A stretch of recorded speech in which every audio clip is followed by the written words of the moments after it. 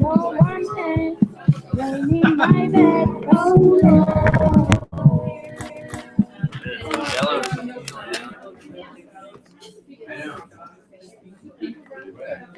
Hello, everybody who's here, and all of those who are not. Hello. Say hello to the robots. Robots? Oh, yeah. Someone invented robots. Okay, say goodbye to the robots. Bye, robot. Welcome to Pal-Sac. That amazing acronym stands for Post a Letter Social Activity Club. And I'm Danny. Say hi to Danny. Not a robot yet. And I'm so thrilled because every other month at the EM store, Justin, who's over there off screen, is our lovely host.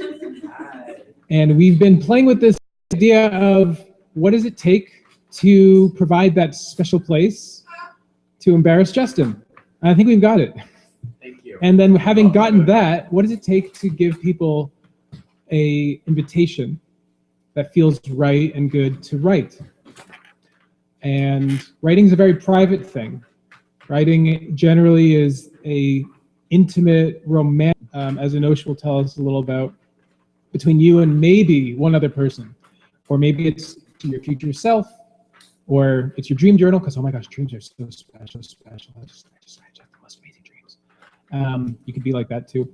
And sometimes it's very overt and explicit, like what Emily will tell us about with gathering up materials that women write and sending them out to folks anonymously. Really not doing justice to either of those folks' enormity of their mind and creation, but that's why they're going to show up here and tell us more. So what I've got for everybody is a whole bunch of postcards and a whole bunch of there's a whole bunch of more postcards. So we'll get into some of that. I don't know if we have pens. And if you have a pen. Yeah, we're so well equipped for a society of phones.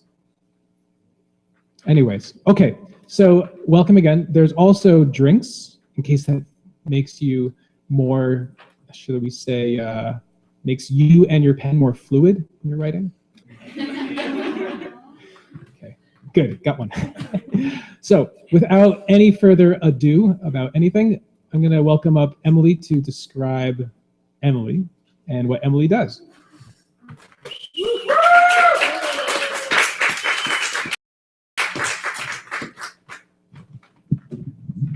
Hello. So I am Emily. I make a bunch of different zines, including one that is on the theme of mail, which is this one, Something to Someone. And I also run a thing called Woman Zine Delivery Service, which consists of me collecting a lot of zines made by women from around the country and putting them, repackaging them and sending them out to right now 50 subscribers, but soon it will be more. Including you should all subscribe. So I'm just going to read from this first zine, which is about my grandma, and it's called Marmar Sets an Example, because my grandmother was named Mary Marjorie, not because we couldn't say the word grandma. So as a kid, we would get a card from our grandparents for every occasion. They came without fail for birthdays, Christmas, Halloween, Easter, St. Patrick's Day, and probably some other holidays. They were always signed, Love, Grandma, and Grandpa, but only in Grandma's handwriting. Grandpa's part was providing the $2 bills to be slipped in. Grandma was definitely in charge of the cards, and she was probably the one slipping in the twos, even though they were Grandpa's signature bill. In their desk, there was a drawer dedicated to storage of greeting cards, purchased in advance so they would always be on hand. There were rolls and rolls of stamps. The ones in use were in a special answer, but there were always backups. Return address labels, a letter opener, and an address book with everyone's birthdays written inside. She was prepared, and she needed to be because she never missed anyone. She had 4 children, 3 children's spouses, 2 siblings, 6 grandchildren, and probably a lot of other friends and relatives to cover. The cards stopped coming around the time I went to college. Not because I was too old, but because that's when Grandma's Alzheimer's kicked in. She couldn't remember anyone's name and would describe the plots of I Love Lucy episodes as if they had really happened to her. Whenever anyone corrected her or explained a mistake, she just laughed. Unlike most of the people in the Alzheimer's unit of her retirement home, she wasn't angry when she couldn't remember. While they were frustrated, she seemed delighted. After years of being so on top of things, remembering everything, all she could do was laugh. At her funeral, I found out by way of eulogy that her cards had actually had a much wider reach than the 4 children, 3 children's spouses, 6 grandchildren, and other assorted friends and relatives that I had imagined. Grandma had volunteered in the Sunday school and nursery at her church for decades, and it turns out she kept track of most of those kids too. Not at every St. Patrick's Day, but each of them could expect a birthday card from Marmar for years after a normal person would have forgotten about their existence. Maybe she would have liked to be a grandma to every kid in the world. They would have been lucky to an unlimited supply of 2s, and she'd known all of their addresses. So there is more to the scene than that, but including a photo of my grandparents running a kissing booth. But that's all that I'm going to read of it. And then I'm going to read a little bit from the second and right now only other issue of the scene.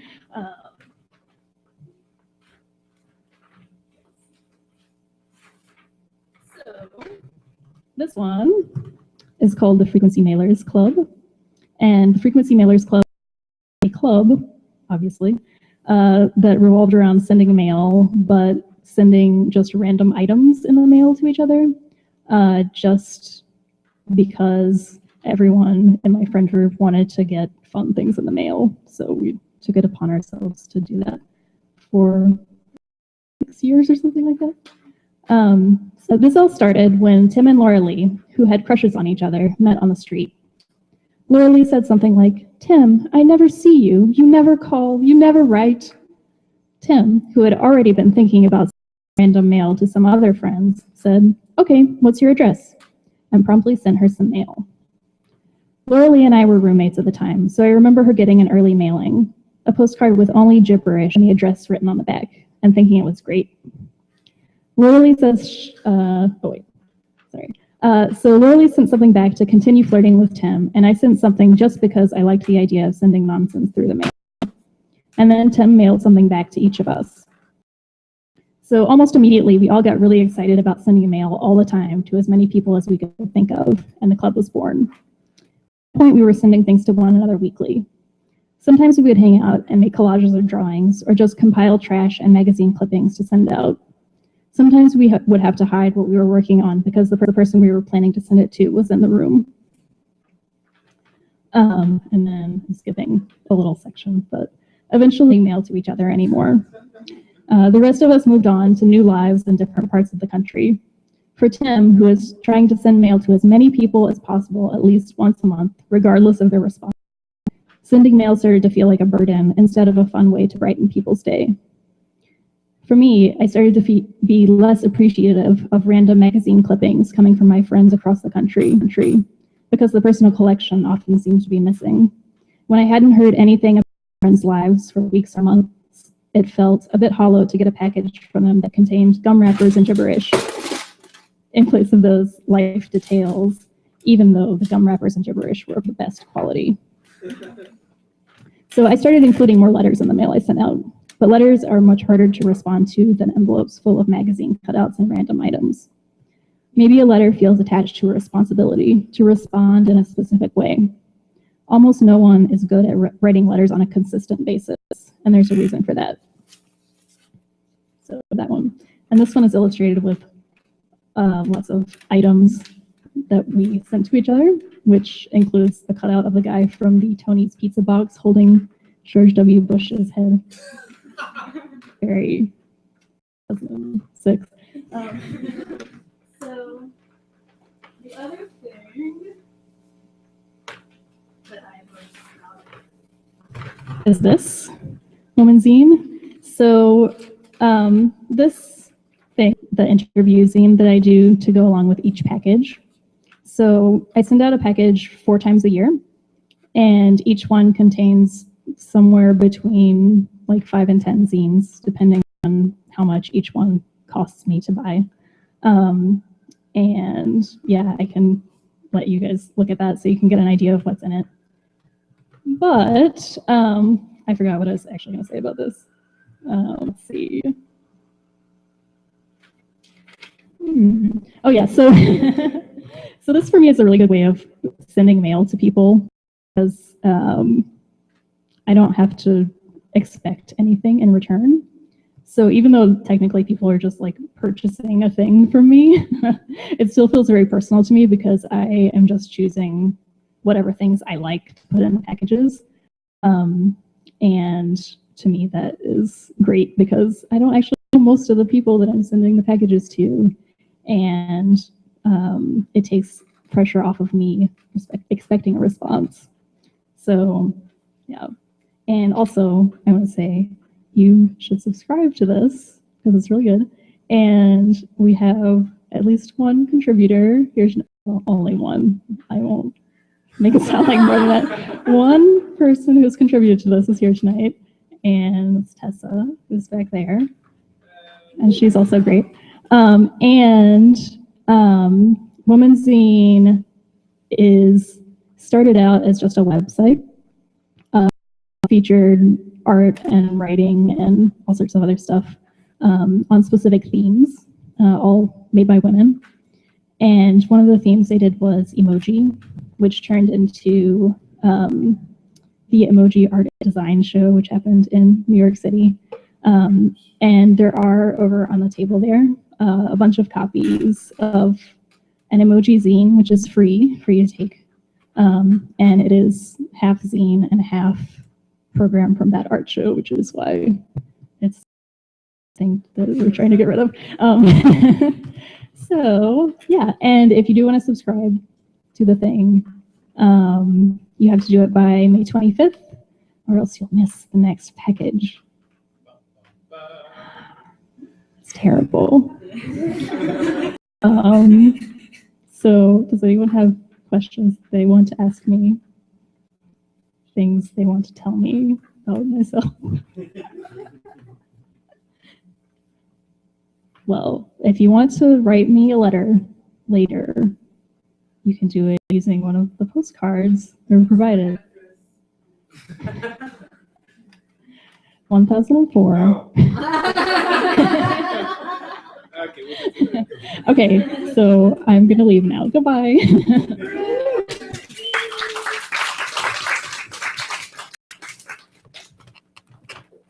I'll give you a different address. So Emily lives in part of her ethereal presence on this so-called planet at emilyaldenfoster.com. Is that okay, Channing? Okay. Yeah, that's fine. And Woman's Zine is found at toosexyandweird.com. You can subscribe at Patreon, patreon.com/womanzine. And also, ask those of you who do zines to make some kind of communicative gesture. Typical. Okay. So you can apply to join up the SF Zine Fest. Channing and Emily are both co-organizers of that, and they've taken it upon, the group of organizers have taken it upon themselves to favor not jerk males this year, which has been an issue. You know, human history has a bit of that, and you can check out sfzinefest.org. You're fancy for all those of you who gestured appropriately. Okay, so I am gonna cut myself short and invite Enosh to come up and talk about his mania. Okay. Hello. I am Enosh. Okay. And oh my goodness, people I know. Okay, I'm Enosh, and I suppose when I got Danny's email last, I was away from the internet, acting as a eccentric 1851 bread baker at a 4th grade reenactment camp. So I didn't answer him. So he posted that I am a farmer and a poet, which is, I guess, true, and that I am interested in the theory of equivocation and how that plays into letter writing. So I'll talk a little bit about that. I guess to back up, Danny's initial prompt was for people who felt very strongly about Corso. I should, make clear that I didn't even know what the acronym was for when I first got here, and I'm just like ready to rant at you guys and hopefully have a cool discussion about what makes letter. And maybe I'll pull out my laptop so I have some sort of arsenal to talk about. But I'm hoping that we can kind of like write while I talk or in these like interims. So I hope you are all comfortable standing and writing, or maybe on the floor.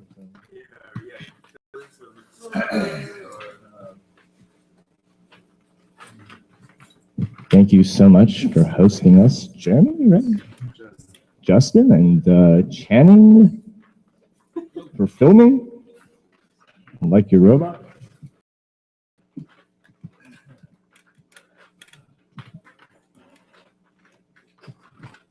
So I guess when I was thinking about letter writing, I thought, what do people initially think about letter writing? And the first thing that came to mind is that it's a very romantic notion. And then I thought, like, why is that? And why is it, letter writing romantic? Romance generally has, of course, being part cyborg in the Bay Area, I pulled out my iPhone and Googled the definition of romance, and it turns out that it has a lot to do with mystery. And so I think that whenever we write letters to one another, we're sort of constructing this narrative between two people. So part of why letter writing romantic, how we do that, and I'm hoping to just invite you to kind of enter into my stream of thought, and maybe we can kind of deconstruct what it is to be romantic in letter writing. So I suppose this has specific reference to like love letters or intimate letters, not that sending random objects intimate or lovely. Emily. I think it definitely can.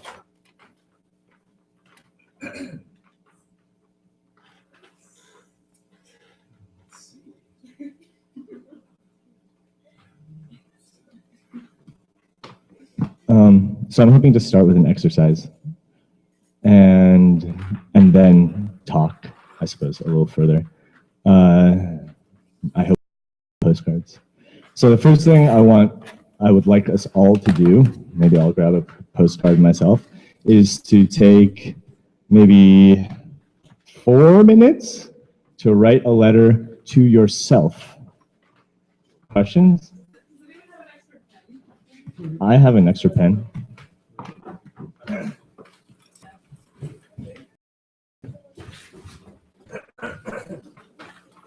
Oh my God. My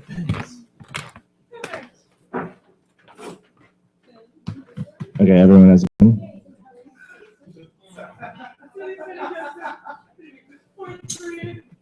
Okay, it's 7:31. I think we should wait till 7:35. Write a letter to yourself. It can be about anything, your future self, present or past self. Go!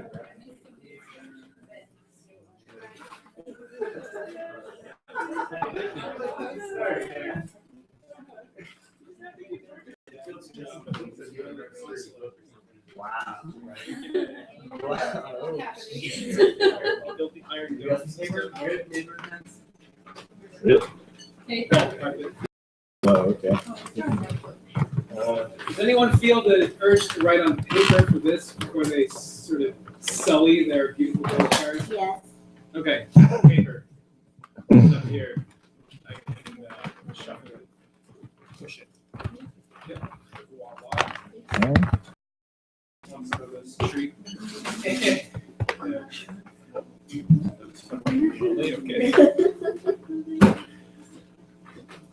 You want to smoke some tree later?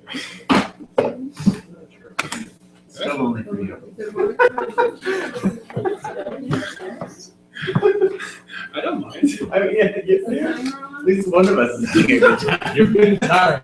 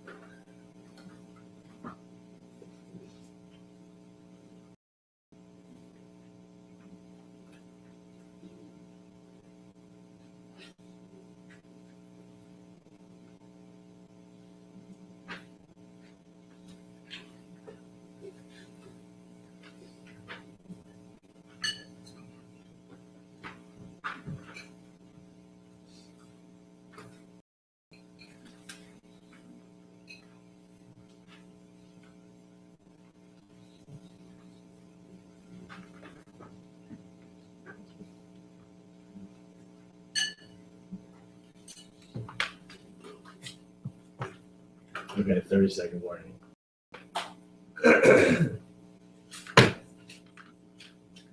Is it loud enough that I can just talk here, or should I talk into the mic so that it doesn't matter? All right, cool. I'm so self-conscious.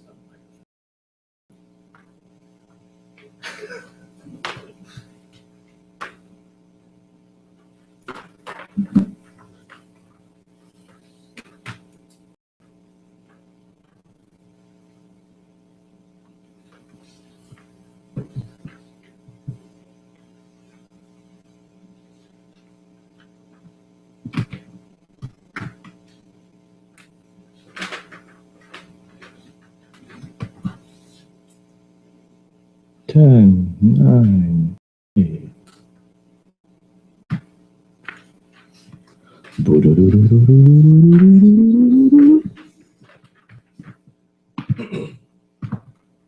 Okay.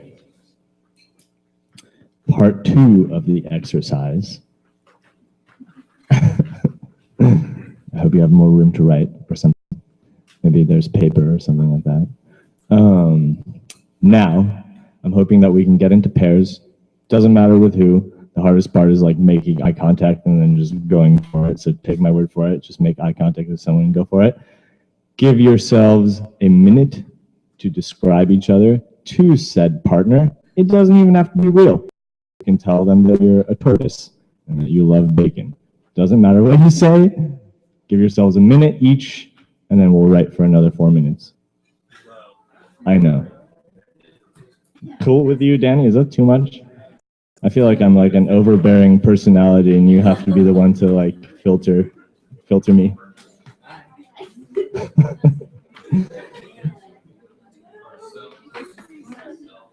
Take it.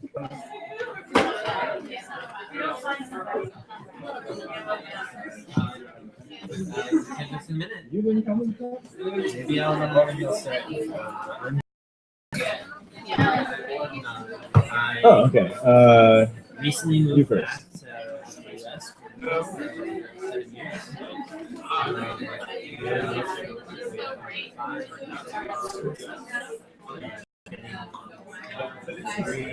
Israel. Summer moved back here. Now we're living in Berkeley, which is really good.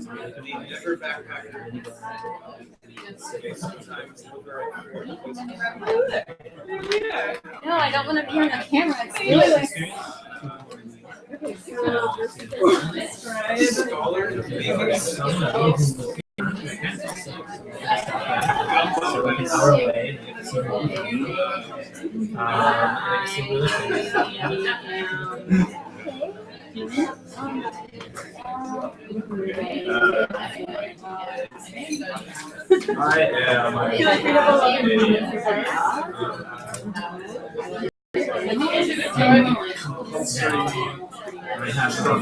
I can't think of an animal.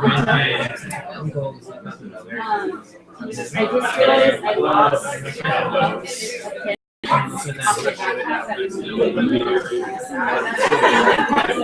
was born in Israel and then fourth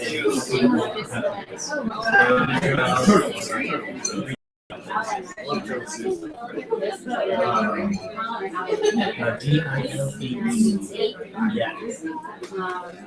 But I mean the way you spell it actually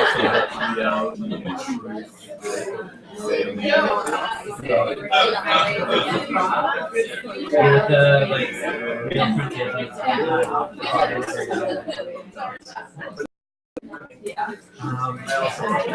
so actually it's about a region or mountain range in Syria. There's like actually a funny last because there's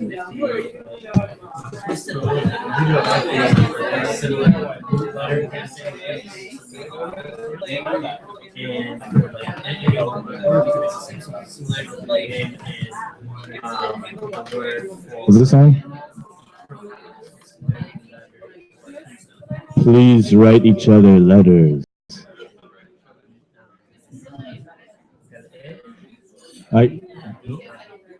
Everyone likes each other so much.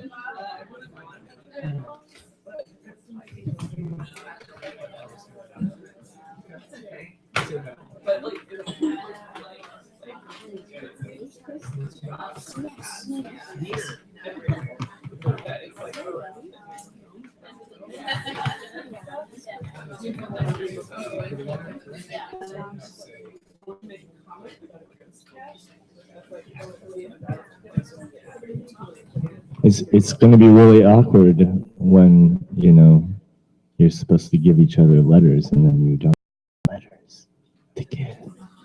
Write each other letters, giving the pretext that you've now given each other orally. 5 minutes.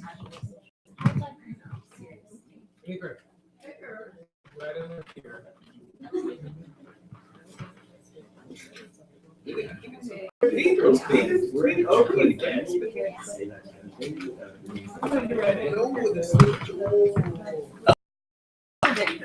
I can't spell this one person. Just use my normal bad handwriting. Sorry, just speech. It's okay. Just give you a sing. It's okay. It's okay.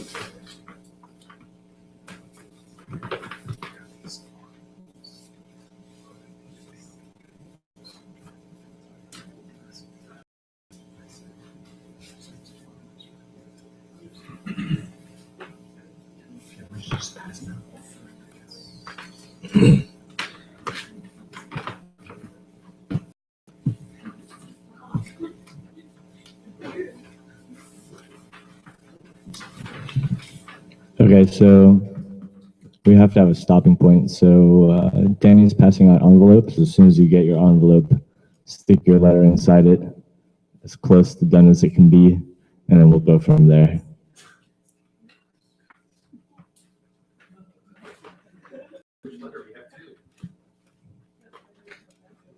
Good question.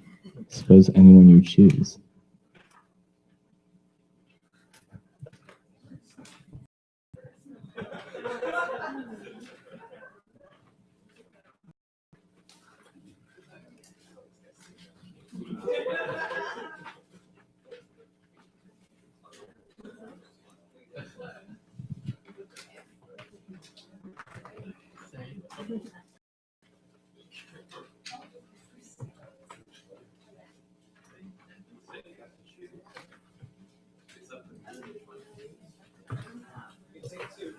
Just put the letter in the envelope. That's all. So confusing. Both is good. Oh, no, don't. Okay, so people are almost.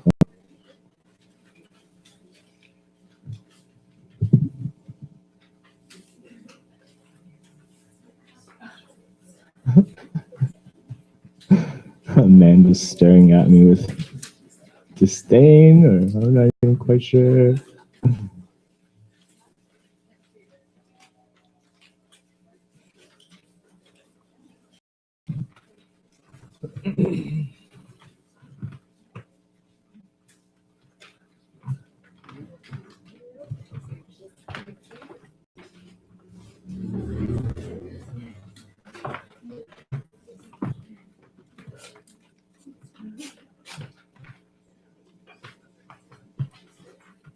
Okay.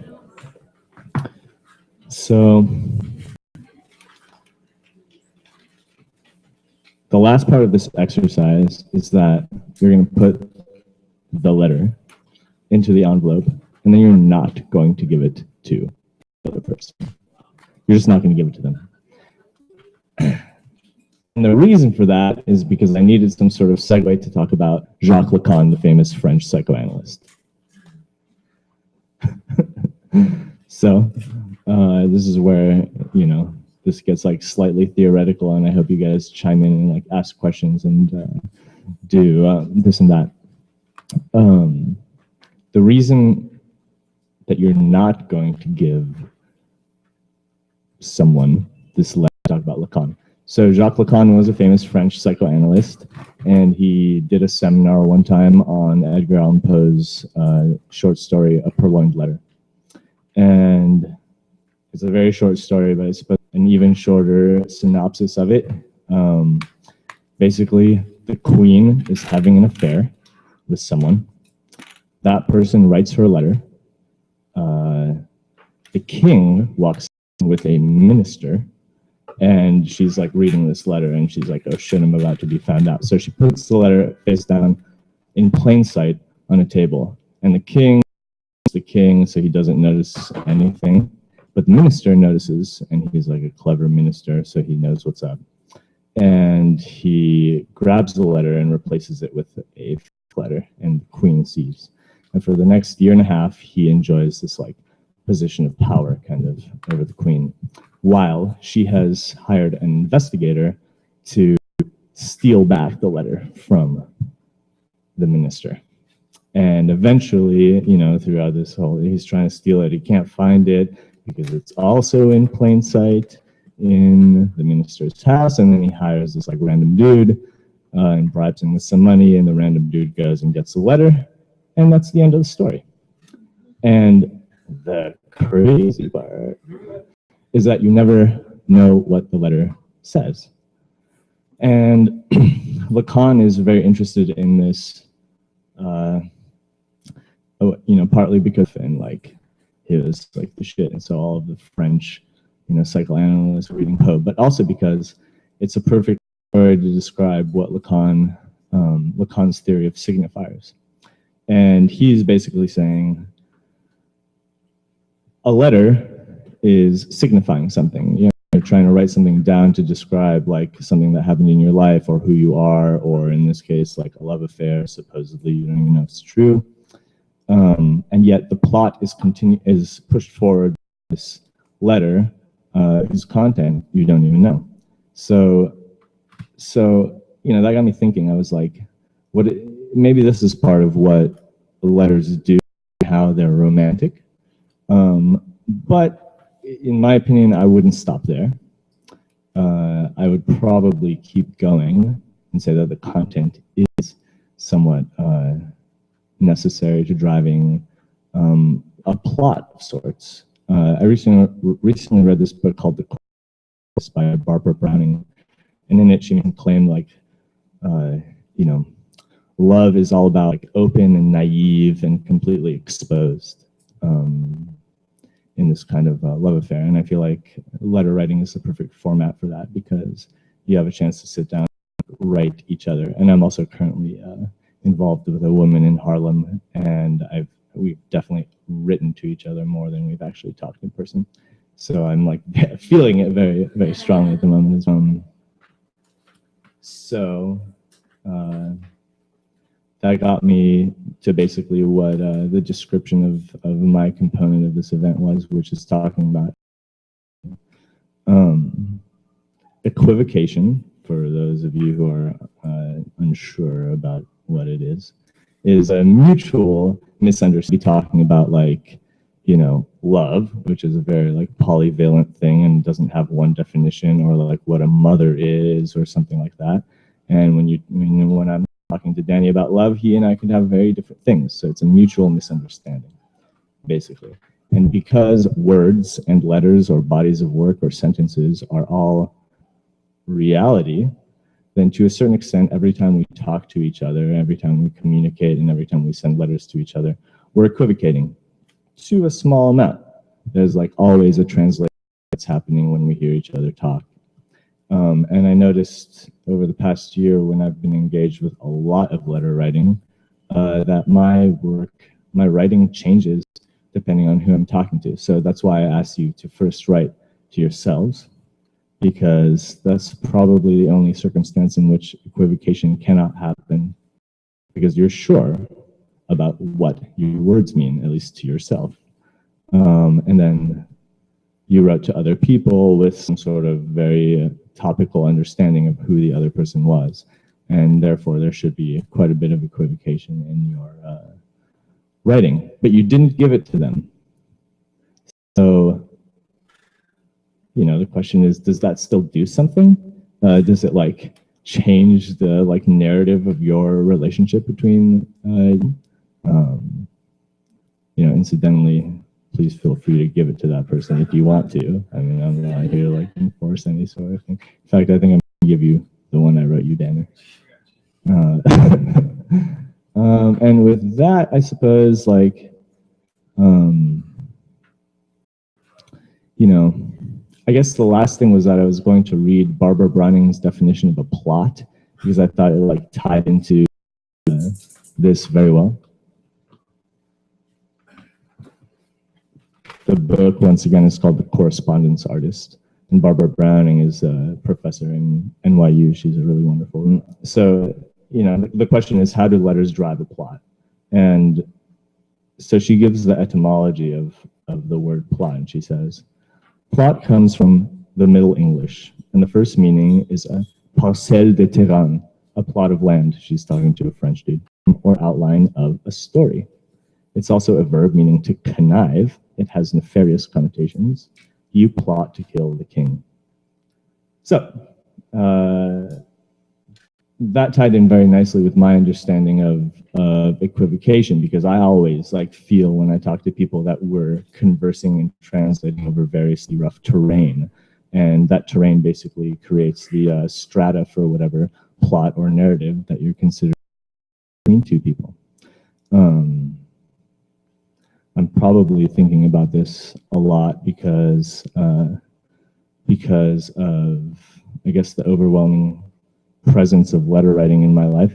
Erica's twin sister is, I think, about to release a epistolary of sorts, which is like a story in letter form, in large part about my love affair with her in New Orleans, which is really nerve-wracking. I think it's coming out on November 29th, or on the 29th of this. Is that right? You should all go see it, and then you'll know a lot about me, I think. So I guess, are there any questions or comments? I'm still trying to work through what it is, what the hell it is I'm trying to make a point of, but those are basically my thoughts.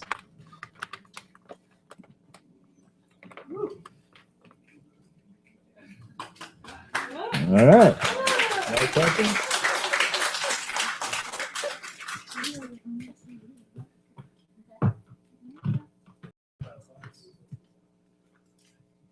All right, let's stay there for a second. Emily, do you want to come join? We can have a little dialogic session.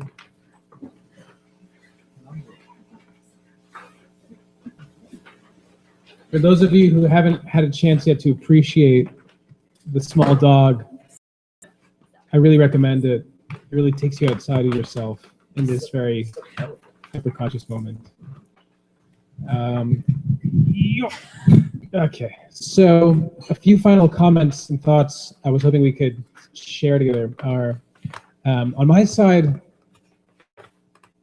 I'm dwelling in this notion of anxiety and desperation, and when does anxiety give way to desperate measures? And to the extent that we used to write a lot to each other, or maybe conversely, where texting wasn't easy for everyone all the time, even coworkers and strangers, how might this little bit of equivocating do we lose in equivocating? Or should I say by not equivocating anymore? And also with Emily, I'm moved by the idea of sending out folks a neat package, literally and figuratively, where you can send someone something as a gift. And a gift by nature has very few, if any, expectations at all that you can really nail. People pay money for it. Ah, yes. Sweet, sweet money. So before I ask these folks to say a couple of things about that, I want to ask if any of you were really moved or who had really strong feelings as you were writing yourself and or the other. Okay. So how was that? Let's get both of you to share. What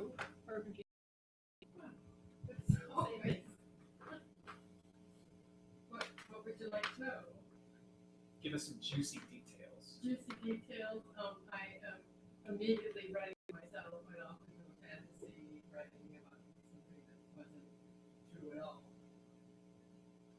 Yeah, it was very fun. Mm-hmm. Yeah, and then I would catch myself and say, oh, Is that like? I mean, there were no rules. I mean, yeah. I mean, You didn't say I had to. yeah. The great thing about, I mean, you write to yourself, you're instantly like in the framework of understanding whatever the hell it is you write about. You write about I was smelling onions. I said, oh. You're eating over there. I was smelling onions. I'd rather be smelling aftershave and tobacco. Fantasy. Can I say something? So when I was in high school, I would leave secret admirer notes for myself. And they were always these ridiculous things about that were just total nonsense, basically. But I would try that next to me in this class. That was really boring. That it was a real secret admirer, and that someone had left it there for me in the class before. So basically, when I started writing a letter to myself, I just started doing that again. That's all. And there was one other person who was hidden behind a skirt who also had. I would say strong, overwhelming approaches. Well, I would. We can agree to disagree. Very well. Tell us a little bit about it. I am in a family preparing to make a huge transition like the next 3 months. And like moving outside the country for this time of my life, this I have a really good relationship with. And just like holding my own hand a little bit in that moment.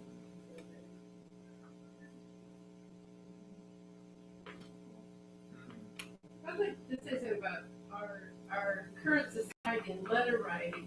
If you go back 100 years and Henry James novels, those people, they had mail delivery 3-4 times a day. They were texting global.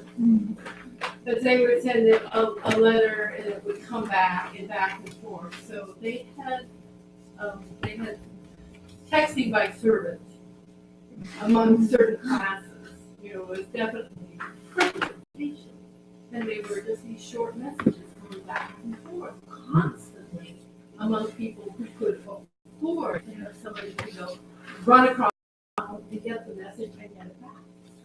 And there's also people who talk about cell phones that live closer together. You were talking to the people around you. And I think letter writing is a wonderful thing. It's great. And email is the shorthand is difficult. So, Justin. Lots of things to talk. Oh, I get a microphone? So I'm sitting here? I'll just talk. Very well. You have a mic. You get the microphone and we just talk. That's the rules. Right? We have established that? You guys are standing. Game on. Okay. Hi. So I was thinking about a couple of things that we were talking about, or you were talking about kind of bringing some of these ideas together. And like you were talking about, getting all these random packages and like all this random stuff, and you got kind of tired of getting the random stuff. It reminded me of Thomas Pynchon's The Crying of Fallout 49, and he talks about in it, there's this whole secret mailing system called Waste, W-A-S-T-E, and people put letters and communications literally in garbage cans, and people find them, or they put them all over the city. No one knows whether it exists, nobody knows, blah, blah, blah. But people used it for secret communications, but after a while, just to keep the system going, they just put random messages into it. And nobody looks at them, and nobody cares, but you have to keep putting the random messages in to keep the system going, keep it happening. So I was thinking about that, and I don't know if I have anything to say about that, just that made me think of that. But then I was thinking about the system and the dissemination and the product versus the content, like the things inside of it, which is what you were sort of. So I'm trying to draw the two of you together into something. And what you were talking about, one of the things that I think that you were kind of talking about, well, the thing that maybe I'm just going to transition thinking about that was I was thinking about, you were saying always equivocating, but what's the difference between equivocating and communicating? So at one level, if we're always equivocating, then we're not. Do you know what I mean? So there's that. Or I don't know, if maybe you told me you were totally, maybe I misunderstood you. Yeah, right. But anyways, but then the other point that, or the other thing that I was thinking about was like how in a plot and in a letter, like there's the idea of suspense. Like to make a plot, there needs to like have a letter, and to not know what's in it, there's like people want to know. But if it was just open, you would know already. You know, you would already, there would be no plot, and there would be, you know what I mean? So like information. And so I was thinking about like the internet and phones and the connectivity of things.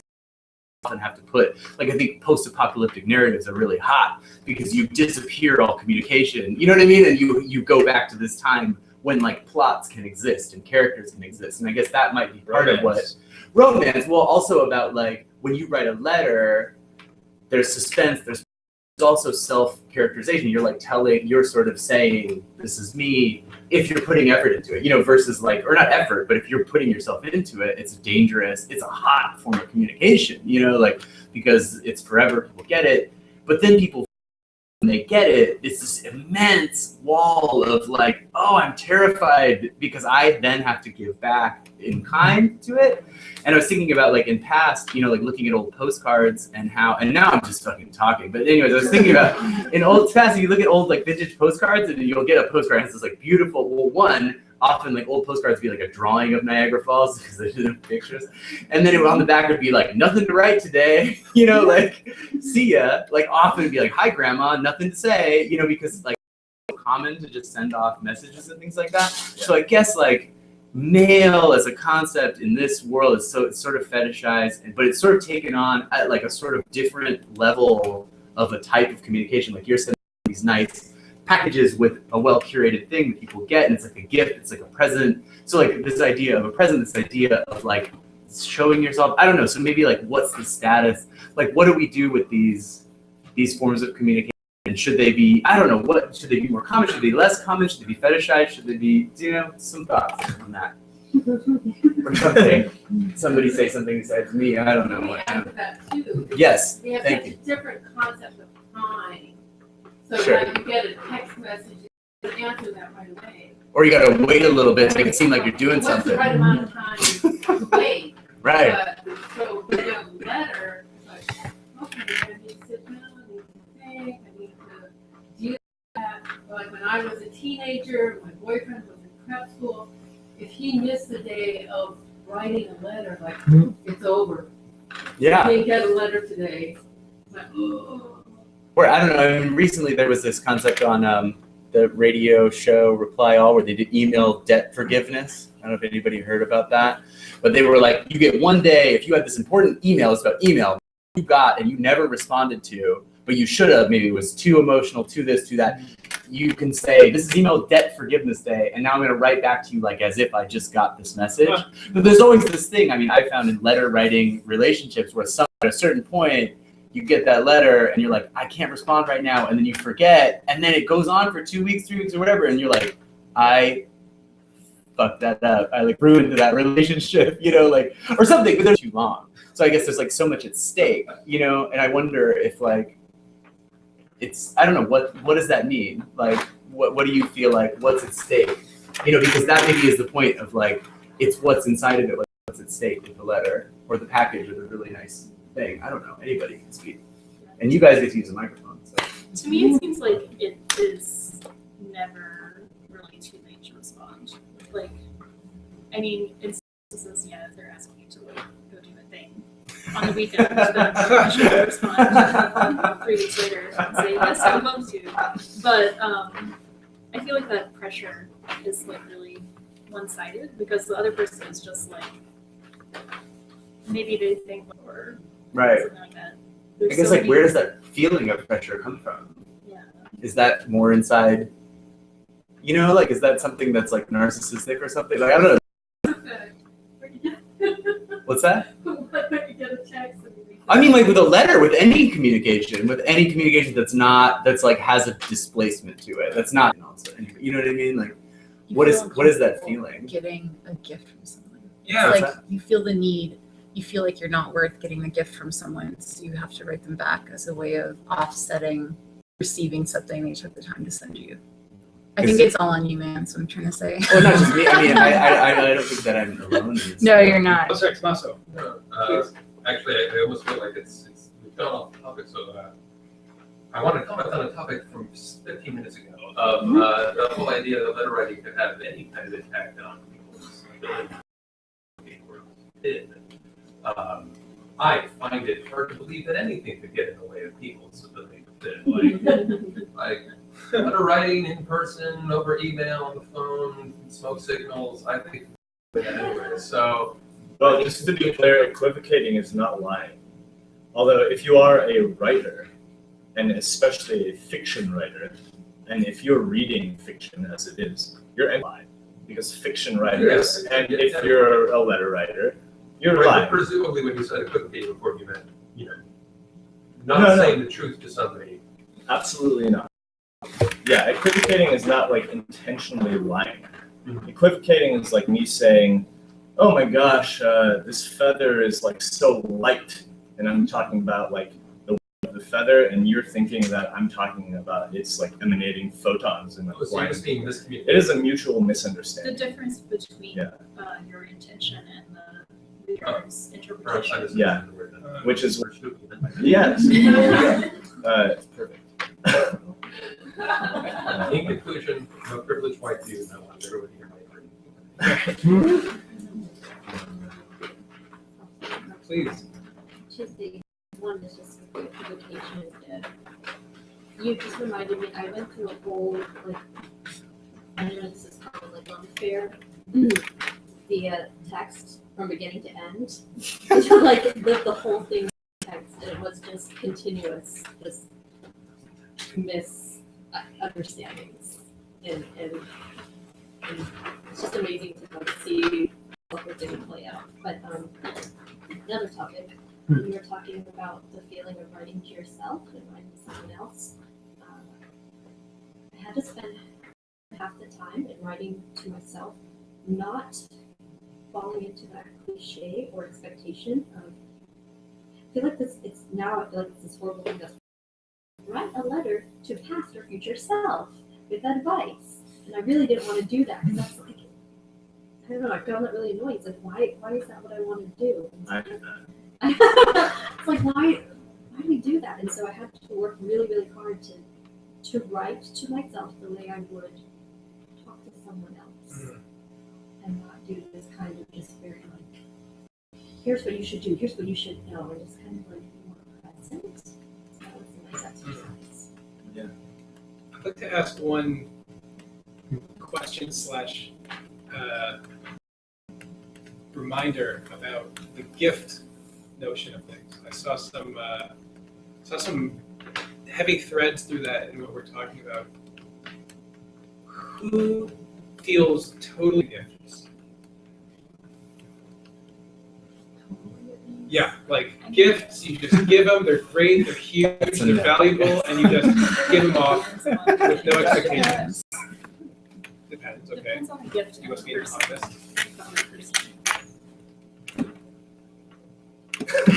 And to what extent does a letter, like receiving a letter, feel like a gift? I think some of these, moments in time where, like Justin was saying, you get this thing and then you like, yeah, oh, so nice and thing, and I gotta do it, and then it just sort of slips, and you turn from gift to guilt. So I'm curious what folks think about, oh gosh, dare I say, like the culture of guilt in our society, and how that might play into an ease of writing letters. How does comfort with gifts, giving and receiving freely, without expectations, shape our ability to freely communicate and write these concentrated investments of romance, platonic and otherwise, or not? Well, I feel like gift giving and letter writing and things of that nature between friends are just always sort of expected to be expressions of love usually, or affection, or like a desire to communicate, and therefore are like the physical manifestations of relationships. And I feel like those human relationships are always fraught. Like they're good a lot of the time, and then a lot of the time they're really complicated and hard. So I feel like it's just sort of like a mirror of people's like weird, complicated feelings about being loved and stuff, and selfishness.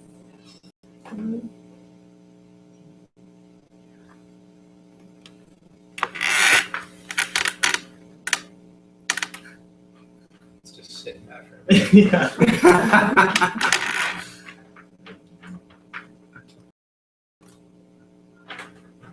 Enosh, Emily, any final final I words of? I think that like on that note, like I always think about the anthropologist Marilyn Strathern. She did like work on gift giving in Oakland beginning, and that whole culture and the whole idea is behind it is the exchange. Like the effect of gift giving is like less important, or rather like a just kind of an intermediary between the actual exchange itself, and that's like what you're after in gift giving.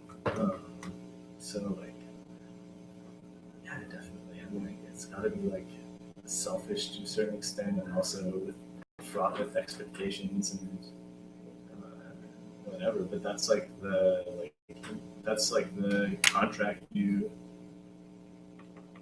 have implicitly signed when you're entering into like a letter writing relationship with someone. It's like, Yeah, it seems like a physical way of like grooming each other. Or something. Yeah. I love it. Kicking bugs out. It would be my pleasure to give the final line to Emily. Well, as you can probably tell from my reading of my scenes, I've had a lot of like disappointing male relationships, and I feel like maybe the reason for that is when you write a letter to someone, you're expecting them to write back. But for me, it's sort of not just like that I really want the person to write back, but that I want to be able to write to them again. And I feel like if I can't send like 2 letters in a row, or else it's like stalker-ish. I feel like it has to be an exchange, or else it's not fun for either person. So I think maybe the key is just finding the right people to respond. People have to want to do it, just like in everything. In life. Yeah. Beautiful. All right.